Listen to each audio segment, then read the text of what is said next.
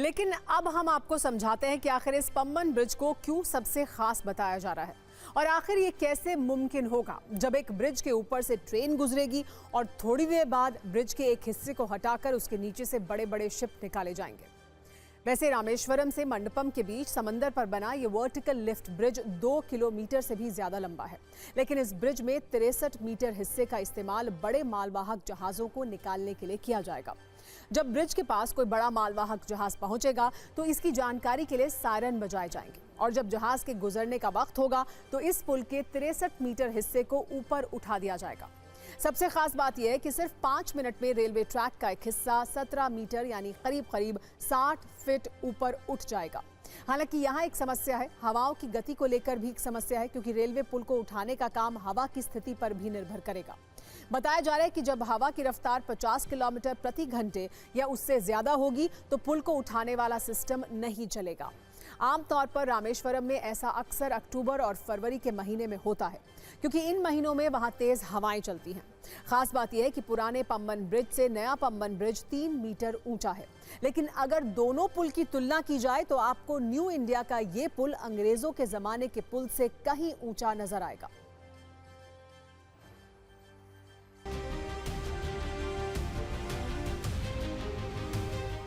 रामेश्वरम में पंबन ब्रिज पे मौजूद हूँ। हमारे ठीक दूसरी तरफ आपको पंबन ब्रिज नजर आ रहा होगा। हिंदुस्तान के इंजीनियरिंग का अभूतपूर्व नमूना जो आपको देख रहा होगा तस्वीरों में। बारिश हो रही है और रामेश्वरम वो जगह है जहां पे एक जमाने में भगवान राम ने भगवान शिव की पूजा की थी।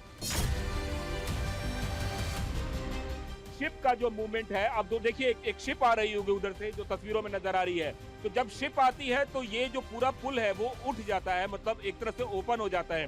तो पुराना जो सिस्टम था करुणा, उसमें उस पुल को ओपन करने में लगभग 45 मिनट का वक्त लगता था। जो नया सिस्टम लाया गया है उसमें हाइड्रोलिक इंजन लगाया गया है, जिससे महज 5 मिनट में ये पूरा का पूरा स्ट्रक्चर अप हो जाएगा और शिप का मूवमेंट हो सकता है। पंबन ब्रिज को इस तरीके से डिजाइन किया गया है कि पूरे ट्रैक का अपलिफ्टमेंट हो सके। ये जो हमारे सामने में आप ट्रैक देख रहे हैं, ये पूरा का पूरा ट्रैक अपलिफ्ट हो जाता है, जिससे कि एक जगह से दूसरी जगह जहाज जो है आ सके। पंबन ब्रिज की मैं आपको टॉप एंगल तस्वीर दिखा रहा हूं और सबसे ऊंचा ये जगह, और इसके ठीक सामने में जो आपको तस्वीर नजर आ रही होगी, एक तरफ वो सड़क मार्ग है। इस सड़क मार्ग की शुरुआत 1988 के आसपास हुई थी और उसके नीचे पुराना पंबन ब्रिज है। ये जो पुराना पंबन ब्रिज आप देख रहे हैं, ये इसकी अगर हम बात करें तो 1914 में यह बनकर तैयार हुआ था और तब से लेकर अब तक 2019 के पहले तक ये यहाँ पे शिपों का यहाँ से आवागमन हुआ करता था। आखिरकार ये पूरा लिफ्ट उठता कैसे है और किस तरीके से ट्रैक का मूवमेंट होता है, यह दिखाने के लिए मैं आपको टॉप फ्लोर पे लेके आया हूँ। ये जो हाइड्रोलिक लिफ्ट है ये विदेश से लाई गई है। हालांकि सारी तकनीक मेड इन इंडिया की बात हो रही है, IITians का पूरा इसमें इंजीनियरिंग का मामला लगा है, बट जिस लिफ्ट की बात हो रही है ये लिफ्ट विदेश से आई है और इस लिफ्ट को महज 5 मिनट में उठाया जा सकता है और 3 मिनट में फिर से बिठाया जा सकता है। तो ये जो पूरा का पूरा हाइड्रोलिक सिस्टम है, ये सिस्टम इस पूरे लिफ्ट की एक तरह से कह सकते हैं कि जान है और यहीं से सारा कुछ एक तरह से मैनेज होता है।